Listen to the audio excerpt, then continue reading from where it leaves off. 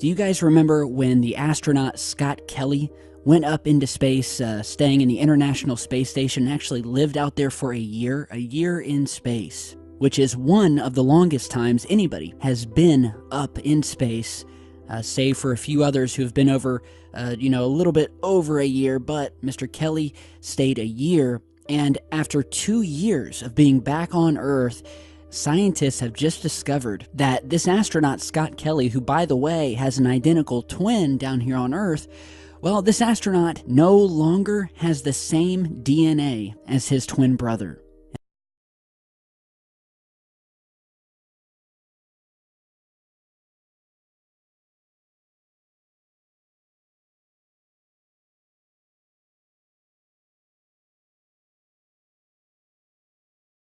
And so from the report, quote, astronaut's DNA no longer matches that of his identical twin, NASA finds.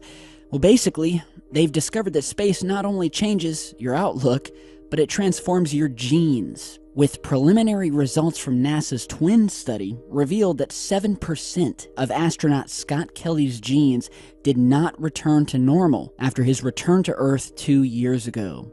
The study looked at what happened to Kélì before, during, and after he spent 1 year aboard the ISS through an extensive comparison with his identical twin Mark, who remained on Earth. And, well, NASA just learned that the formerly identical twins are no longer genetically the same. And that's actually, it's kind of creepy and scary when you think about it. I mean, I totally believe that if you're in space long enough, with the weightlessness and especially the deprivation of oxygen, your body is going to go through chemical changes, and the results of this study definitely present new ramifications for long-term spaceflight. Say if we were to send astronauts to Mars, or one of the moons of Saturn, Titan, or Europa, and the many years that it would take to get there and get back home. And at just what percentage would your genes change? And would this higher percentage of a change start to change you as an individual, start to change your mind, the way your brain works? Would it start to change the way you look?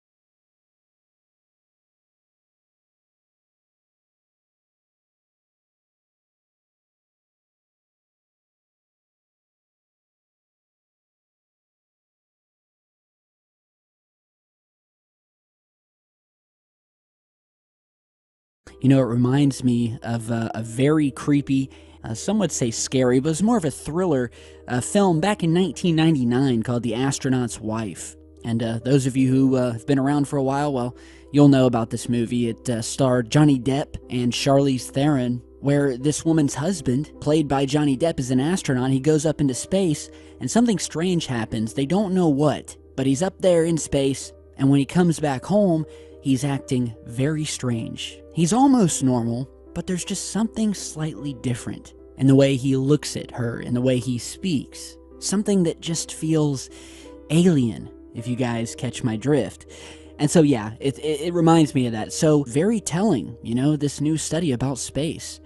Your DNA can be changed. And I'm wondering to see whether that is going to have an impact on our long-term spaceflight and what they're going to do to prevent it. And what would happen if a man or a woman were to stay in space for, say, 5 to 10 years? So hopefully that wouldn't turn you into a mutant or something, but I think it would freak me out to go into space knowing that my very DNA was being changed and warped as I sat there floating. I think that would kind of take away from the enjoyment of it all, but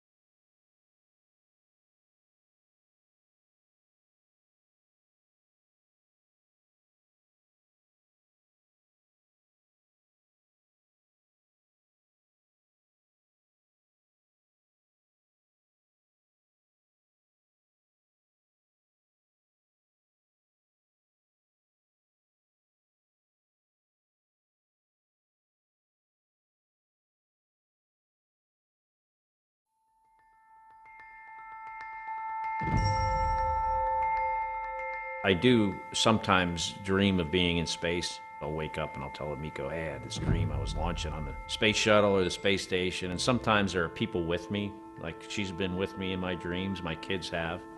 But in reality, while I'm up there, most of humanity is 250 miles below you. If anything goes wrong on Earth, you're not coming home.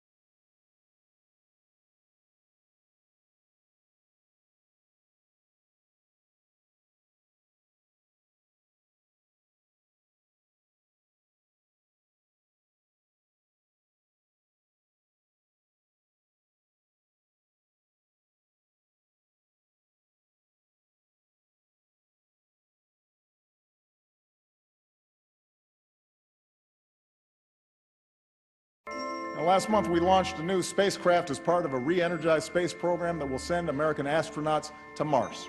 And in 2 months, Scott Kέλυ will begin a year-long stay in space. So good luck, Captain. We're proud of you.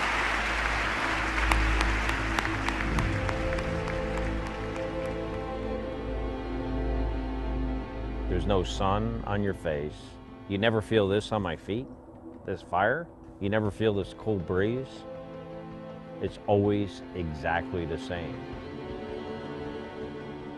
It just makes me think of how long a year really is. It's just such a different thing when there's someone you know and someone you love right there at the pointy tip of that rocket.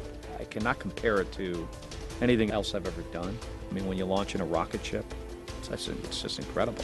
3, 2, 1. I remember wanting to be an astronaut from when I was a little kid. You know, I think twins tend to be a little bit different. When we were little, we had like our own secret language. NASA is doing a comparative study between my brother and I, since we're identical twins. I call him much more when I'm in space than I do on Earth. I'll be in space and flying all the way around the sun, 1 lap in a year. And he's like, yeah, so will I. The rest of us will be doing the same thing on Spaceship Earth.